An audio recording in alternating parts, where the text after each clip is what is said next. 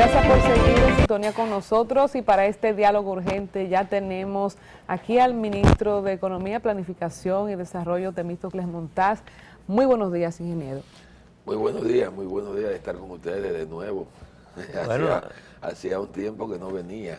Nosotros somos privilegiados porque usted no es mucho de andar en programa y a este programa ha venido un par de veces. No, que me dijeron que era de ella, vine. Ah, pues si es de nosotros no viene. No. ¿Eh? Tan pronto me dijeron que era aquí, que era con ustedes. Digo, bueno. que mencionaron también el nombre de ella. Tómale de ahí, porque la otra vez cuando vine ella no participó. Es verdad. No, y déjeme decirle que tuvo que imponerme porque los varones me querían sacar de nuevo. Eso, el 3%, ¿verdad? Reclama tu derecho. Ingeniero, vámonos de lo micro a lo macro. Su evaluación del proceso electoral, vemos protestas en la Junta, protestas en muchas provincias, una evaluación general del proceso hasta este momento en la República Dominicana. Bueno, yo diría que las elecciones tal y como se celebraron fueron elecciones democráticas, limpias, donde hubo competencia. Yo diría que la evaluación que han hecho los observadores internacionales, nosotros traemos un grupo importante de observadores internacionales de diferentes organizaciones políticas y sociales de diferentes partes del mundo, y lo que nos hacían era que nos felicitaban, porque ese día en República Dominicana lo que se celebró fue una verdadera fiesta de la democracia. Inclusive recuerdo que un senador uruguayo se maravillaba de que en República Dominicana el voto no era obligatorio, pero que sin embargo el nivel de participación era tan alto que ni siquiera en Uruguay, en donde el voto es obligatorio, o sea, tú tienes, por ley tú tienes que ir a votar, porque no te sancionan, dice que no se lograban los niveles de participación que se daban en la República Dominicana. Lo vieron como una fiesta de la democracia y así fue. Ahora, aquí hay un problema, que yo lo decía inclusive ayer en otro programa, y es que aquí hay un problema serio de cultura democrática. Aquí no se entiende que a los torneos electorales se va a ganar o a perder. Y el que va a participar, el que participe en un torneo electoral tiene que estar consciente de eso. Se va a ganar o se va a perder.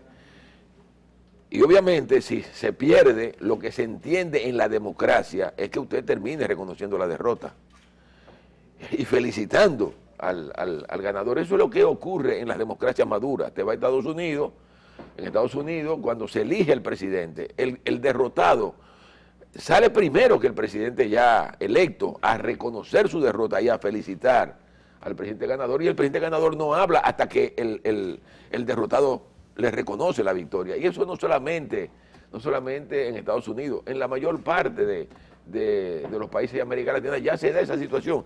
Yo, por ejemplo, estuve de observador en las elecciones que ganó por primera vez la Bachelet contra Piñera, y lo impresionante era ver cómo ya reconocida la victoria por la Junta Central Electoral, esa misma noche Piñera salió a felicitar a la presidenta electa, a reconocer su derrota. Aquí no, aquí ustedes observan que hay una tendencia en la oposición a no reconocer nada. Pero mire lo que usted dice. Fíjense lo siguiente, 2008, Miguel Vargas no reconoció la victoria del PLD.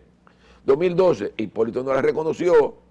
Entonces ahora, pero lo de ahora es dramático, porque estamos hablando de unas elecciones donde se sabía de antemano que el presidente de la República iba a sacar el doble de los votos del candidato de la oposición. O sea, tú estás hablando de que las encuestas daban prácticamente entre 60 y 65 al presidente de la República y entre 30 y 35 al candidato de la oposición. Entonces tú dices, ¿cómo es posible que las encuestas que se han validado científicamente como método para valorar el momento, en un determinado momento, lo que está ocurriendo en el electorado, que ya ha refrendado realmente por los votos, que hayan querido, han pretendido crear una situación como de que aquí se ha generado un fraude? Aquí no ha habido nada de fraude.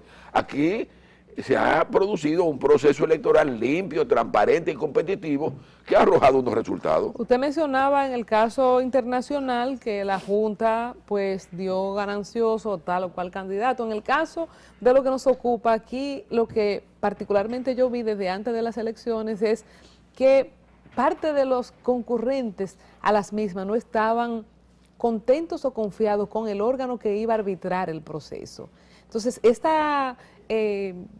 de repente el resultado de las elecciones, que el día de la votación fue todo pacífico, ¿hasta qué punto este encrispamiento de la oposición específicamente con la Junta Central Electoral ha también hecho dramático el proceso postelectoral? Pero es que previamente a la oposición se le aceptó todo lo que pedían. Originalmente aceptaban el voto electrónico, después que no, que el voto manual. La Junta Central Electoral le aceptó todo y obviamente el partido de gobierno también aceptó todo. Nosotros no teníamos ningún tipo de objeción a que se contara como se quisiera. Si era manual, si era electrónico. Y eso es lo que se estaba haciendo. Lo que se estaba haciendo es eso. Lo que se ha estado haciendo es validar la decisión que tomó la Junta Central Electoral de contar manualmente y contar electrónicamente. Y los resultados están ahí. Entonces lo que sucede es que no se quiere aceptar la realidad. Y eso, reitero, habla muy mal de la cultura democrática que hay en este país. Hay una cultura democrática muy baja. Porque, reitero, no se entiende que en los procesos electorales se va a ganar o se va a perder. El candidato Luis Abinader los acusa a ustedes de querer debilitarlos en términos congresuales porque ya está montada la reelección de Danilo Medina. No, hombre, no, eso es el argumento de él. Yo pienso que en el caso de Luis todo lo que está pretendiendo es colocarse de antemano como jefe de la oposición. Creo que debe saber que a lo interno de su partido va a haber un gran cuestionamiento a los resultados que él obtuvo y evidentemente que quiere colocarse. Que para un político debutante no tan nada mal. Yo diría que hay que ver, porque ustedes no pueden perder de vista que en ese 35% que obtuvo Luis Abinader hay un porcentaje del Partido Reformista. O sea, estamos hablando de que el partido que él liderea no llegó a un 30%, no llegó a un 30%. Entonces, yo pienso que todas estas cosas van a ser evaluadas. Mucha gente de antemano decía, y ustedes lo saben, que las cosas hubiesen sido diferentes si Hipólito hubiese sido el candidato. O sea, todo lo decía todo el mundo. ¿Y usted qué decía con eso? Yo lo creo así, Yo creo que hubiese sido diferente si en vez de llevar a Luis Abinader, Hipólito hubiese sido el candidato. Y lo digo por una razón elemental. Miren, si ustedes ponen a ver el papel de Hipólito Mejía en los procesos electorales, una de las cosas que hay que reconocerle a Hipólito es que Hipólito es un hombre creativo. Y en política hay que ser creativo, tú tienes que dejar algo. Yo siempre recuerdo de Hipólito para las elecciones del 2000, cuando él decía que había que amarrar la macro con la micro para el boroneo. Eso le quedó a todo el mundo.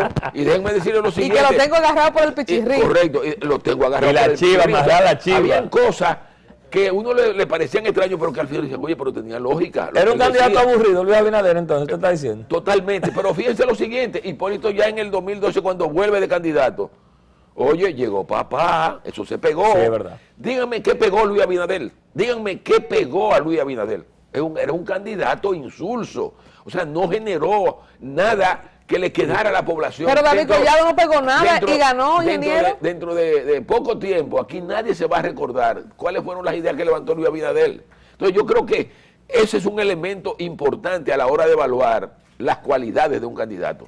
Lo que yo quiero decir después me responde lo de Collado. Sí, lo que quiero decir es lo siguiente.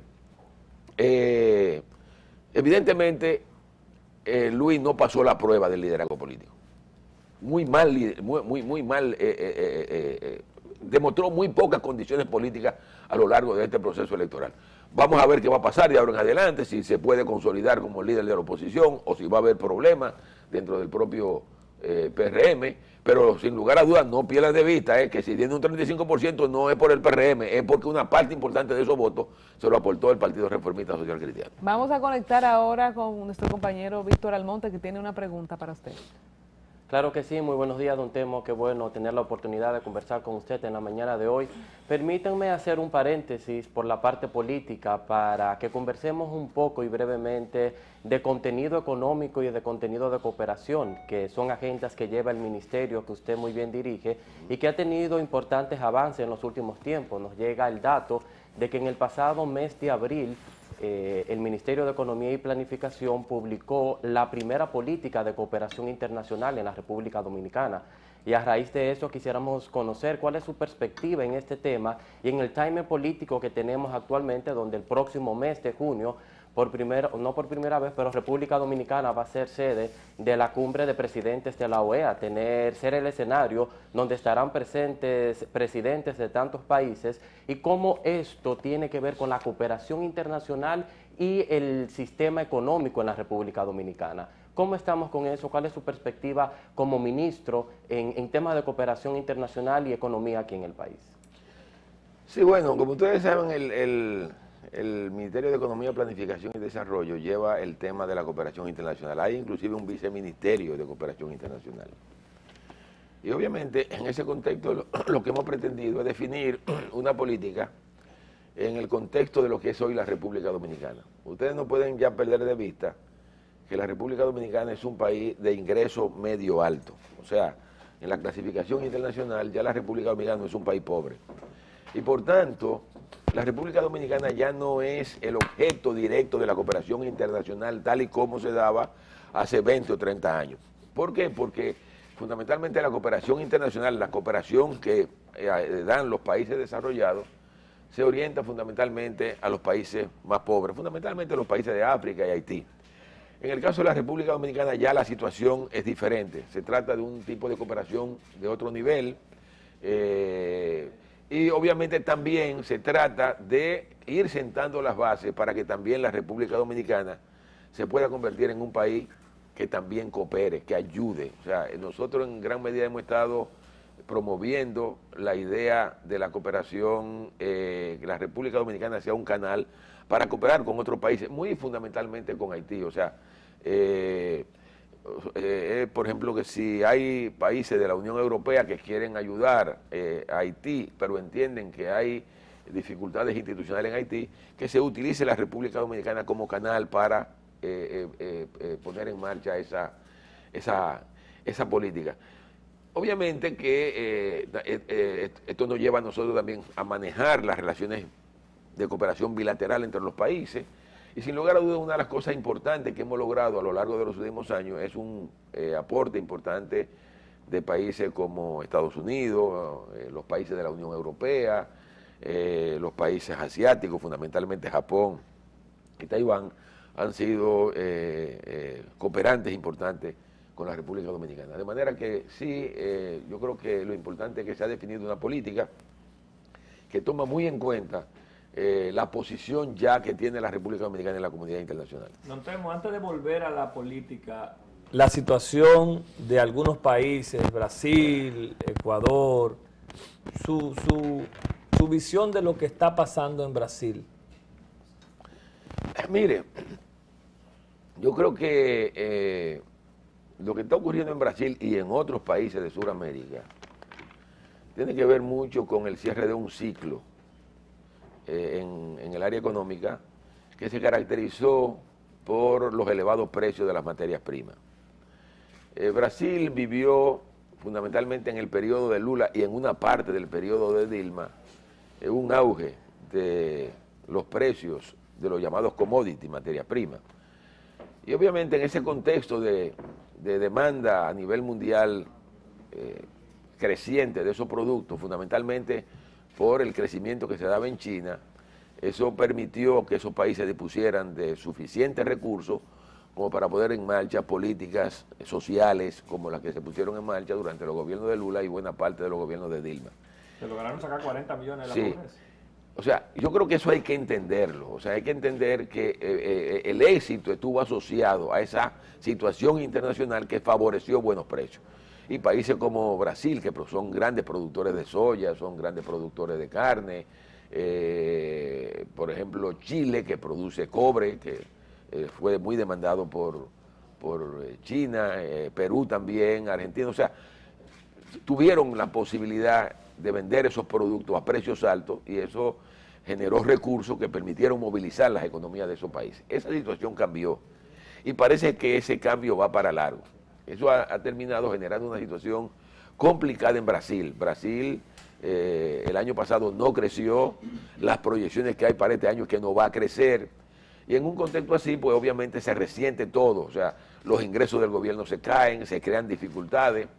Y esto obviamente se ha agravado por el hecho de que en ese contexto que estoy mencionando ha surgido, o sea, a la luz pública, los escándalos vinculados con la corrupción de Petrobras, que ha vinculado a figuras importantes del Partido de los Trabajadores, no solo del Partido de los Trabajadores, sino de todos los partidos en Brasil, y eso ha terminado generando una situación en Brasil que ha creado una crisis política que uno en este momento no sabe a dónde va a conducir a Brasil esa crisis. Yo creo que esto es un elemento muy importante porque a la hora de analizarlo, porque lo importante es tener en cuenta que muchos de estos países recibieron muchos recursos y no tuvieron el cuidado en ese momento en que se generaron todos esos recursos de ahorrar. A diferencia de lo que ha ocurrido en Chile, que durante mucho tiempo ha tenido una política, ellos llaman una política de superávit estructural, de que no todo lo gastan, o sea, no todo lo que reciben lo gastan. Ellos tienen una política de que si el crecimiento de la economía es 4 y resulta que lo que ellos proyectaron en términos estructurales era que la economía debía crecer 3, pero creció 4, ese 1% más que crece, ellos lo ahorran, lo que generan lo ahorran. Entonces cuando las situaciones se le ponen complicadas, cuando en vez de ser 3 lo que crece 2, claro, ya tienen ahorro. ¿Cuándo llegaremos a eso? Entonces, bueno, yo creo que esas son de las cosas que deberíamos debatir en el pacto fiscal que viene por delante. Con su anuencia, don Temo, vamos a hablar tras la pausa del pacto fiscal y de otros temas que también yo sé que nuestra audiencia tiene sed de escuchar. Conectamos en breve con este diálogo urgente con Temístocles Montaz. Diálogo urgente.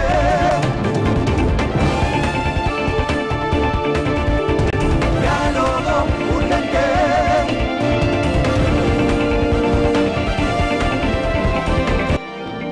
Continuamos este diálogo urgente con Temístocles Montaz, miembro del Comité Político del PLD, ministro de Economía, Planificación y Desarrollo, y nuestro compañero Iván Fernández tiene una pregunta para usted. Adelante, Iván. Buen día, Temo. Mi pregunta va específicamente ya en la campaña electoral. Usted tuvo como coordinador de las provincias del este de la República Dominicana y allá se dieron 2 casos donde se perdieron las senadurías, tanto en San Pedro como en El Ceibo. El Ceibo específicamente tenemos ya varios días leyendo conjeturas de qué pasó, qué no pasó, si se usaron partidos aliados, no aliados. ¿Qué pasó en esas 2 provincias para que esas senadurías se cedieran a la oposición? Mire, yo le diría que en el caso de San Pedro de Macorís, las encuestas, eso era lo que nos decían. O sea, no voy aquí a decirle una cosa que no sea lo que nosotros manejamos. O sea, a lo largo de todo el proceso electoral, las encuestas que se manejaron en San Pedro de Macorís nos señalaban a nosotros que el candidato del Partido Reformista estaba sólidamente posicionado para ganar esas elecciones. En el caso del Ceibo, también las encuestas que manejábamos decían que la cosa estaba muy apretada, muy apretada. A diferencia, por ejemplo, de Atomayor, donde era claro que el compañero candidato a senador estaba muy bien posicionado, no así el síndico. O sea, eso nosotros lo manejamos a nivel de las encuestas. Hicimos el esfuerzo por tratar de cambiar la situación, pero lo que arrojan los resultados es que cuando la gente toma una decisión, es una decisión tomada. Lo mismo ocurría, por ejemplo, en la Romana. Las encuestas nos decían que la candidata nuestra iba a ganar esas elecciones sin problema, que el candidato a alcalde de la Romana nuestro iba a ganar, Histórico, que el candidato nuestro de Villahermosa iba a perder, eso lo sabíamos nosotros. Ahora, en todas las provincias, lo que resultaba claro era que Danilo iba a ganar de manera arrolladora. De manera que, y por eso yo digo la importancia de las encuestas te dicen a ti lo que está pensando el electorado, y por eso hay que prestarle mucha atención a las encuestas, se hacen los esfuerzos. Pero ingeniero, se en el trabaja. caso del Ceibo, que hay un liderazgo del PLD tan fuerte y de las teorías, como mencionó Iván, que se cuentan, es que si en el caso de Ricardo Jacobo conspiró en contra, porque el PLD, si se suman todas las fuerzas, era mayoría. Parece ser entonces que no se pudo unificar como sucedió en el Distrito Nacional y en otras localidades este liderazgo local para llevar una victoria al partido como tal. Mire, yo no puedo aquí venir a hacer acusaciones de que ¿Pero usted ha escuchado algo de eso, más o menos? No, rumores hay. Ahora, yo no puedo confirmar esos rumores. Lo que le estoy diciendo fue lo que yo manejé, Ahora, ¿y usted manejaba esos datos que dice Colombia de que el PUN iba a sacar un 7%? No, eso yo no lo manejaba, Como tampoco de que iba a perder el alcalde del Ceibo. O sea, las encuestas que yo manejé daban que el alcalde del Ceibo ganaba. O sea, de manera que ese es un tema que habrá que evaluarlo, habrá que sentarse, analizar qué fue lo que pasó, por qué ocurrieron esos acontecimientos. Y en su momento eso tendrá que hacerse al interior del comité político. Usted cita algo que en su respuesta pasó así, ¿verdad? Pero lo escuchamos, que lo que sí era claro es que el presidente Danilo Medina iba a ganar. Y hablando de esa victoria de Danilo Medina con un histórico 60 y tanto por ciento, casi 61, 62%. Casi sí. 62%. Ustedes que todos aspiraban con proyectos presidenciales, luego de esta victoria de Danilo, es muy pronto para hablar del 20, pero ¿cómo podría cambiar el escenario, esta histórica y abrumadora victoria de Danilo, aspiraciones de sus coiguales compañeros del comité político con proyectos presidenciales también? Ya Luis Abinader se adelantaba ayer, y lo vimos en los medios hoy, diciendo que Danilo quiere reformar la Constitución para el 20. ¿Está alucinando Luis Abinader o hay algo de cierto en eso? Sí, él está alucinando, Él está alucinando y realmente es una evidencia de su poca capacidad de liderazgo político. Se está inventando para quedar bien ahora en estos momentos, aprovechándose, digamos, del malestar que se genera en la gente que ha sido derrotada. O sea, no se está forzando senadurías para una modificación. No, claro que no. Además, este sí es el último de Danilo. Hay un compromiso del presidente Medina. Y yo creo que realmente el compañero Danilo Medina es un hombre que va a cumplir con ese compromiso de tratar de establecer aquí un mecanismo para que haya alternancia en el ejercicio del poder.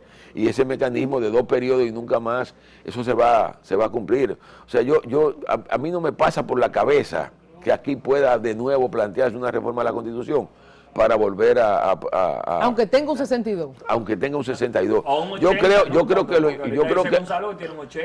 lo importante de este proceso es que la población dominicana validó en forma mayoritaria la gestión gubernamental del compañero Danilo Medina. Y obviamente se hace historia con eso, porque yo he dicho que en procesos electorales competitivos no ha habido ningún presidente electo que haya obtenido el porcentaje de votos que ha obtenido el compañero Danilo Medina, y eso obviamente es un acontecimiento histórico.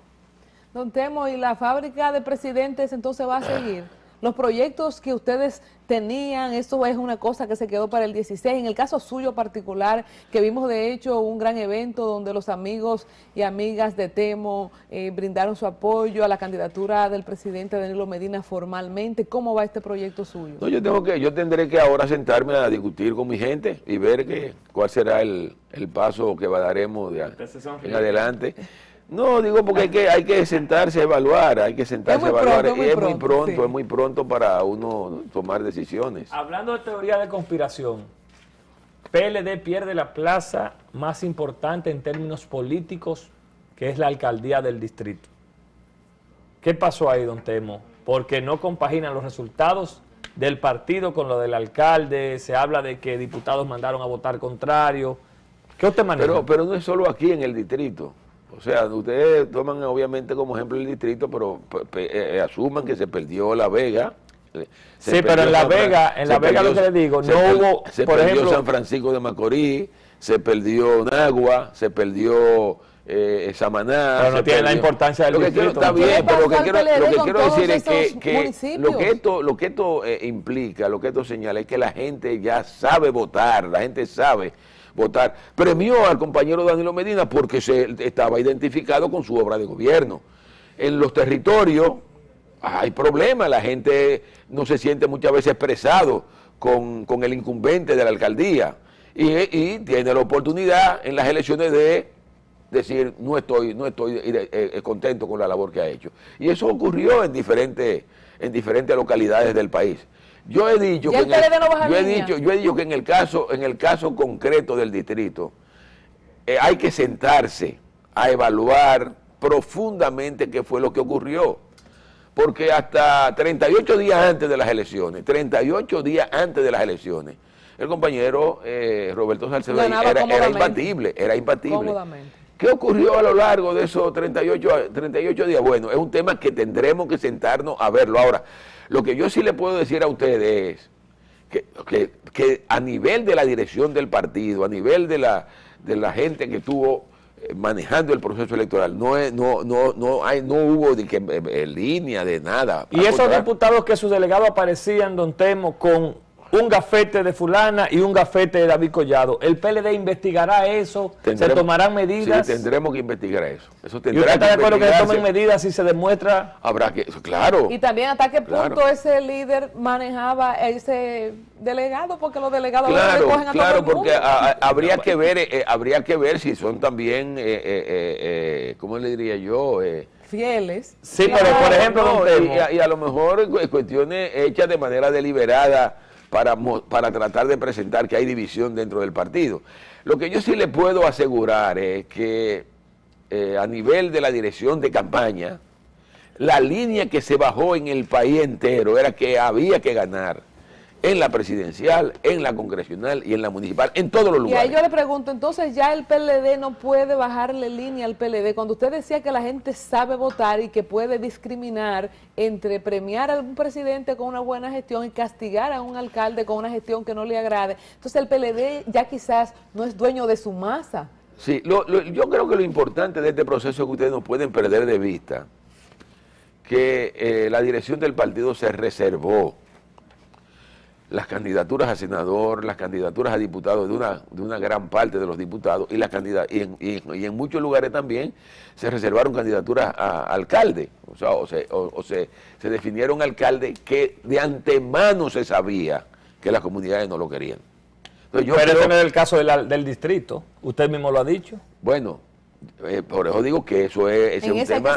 Es un tema que hay que sentarse a reflexionar y a evaluar qué fue lo que ocurrió. ¿Por qué el PLD, sabiendo que perdían algunas localidades, se reservó esas plazas? ¿Por qué esos acuerdos? Bueno, ustedes saben que fue un acuerdo para preservar la unidad del partido y para lograr que se produjera la reforma. Finalmente usted tiene que volver más temprano, desde las 6:45, porque ya se nos fue el tiempo. Una breve para que me complazca Colombia. Leonel Fernández, el papel que jugó, ¿dónde está? Que no está aquí, ella está preocupada. Bueno, yo tengo entendido que el presidente Fernández se integró a la campaña, colaboró y participó al otro día se fue para Venezuela. En diferentes actividades. Bueno, ustedes saben que el presidente Fernández es una figura que tiene un cierto prestigio a nivel internacional, y hay un interés en toda la región por ver de qué manera se resuelve el problema de Venezuela, y evidentemente que si él puede aportar su grano de arena en la solución de ese problema con otros líderes de la región, pues yo creo que... ¿Cómo que el jefe de campaña dice? Yo entiendo que se integró. Son las 8, tenemos que irnos. Faltó tiempo. Vamos a invitarlo nueva vez para que usted esté toda una hora con nosotros. Muchas gracias. Okay. Gracias, don Temo. Hasta mañana, señores.